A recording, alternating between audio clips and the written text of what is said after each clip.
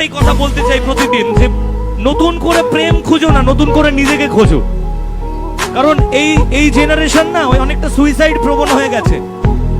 ভালোবাসে, বাঁচার জন্য ভালোবাসে, কিন্তু ভালোবাসাটা ব্রেকআপ হয় মরার জন্য।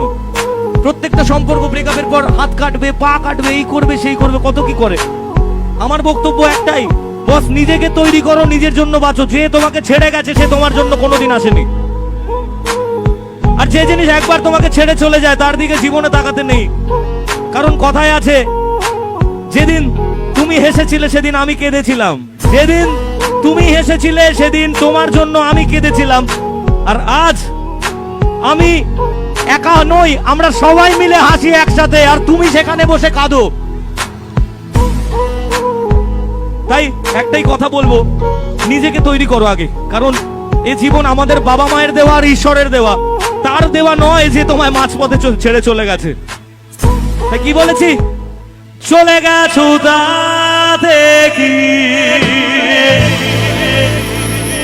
নতুন জীবন পেয়েছি,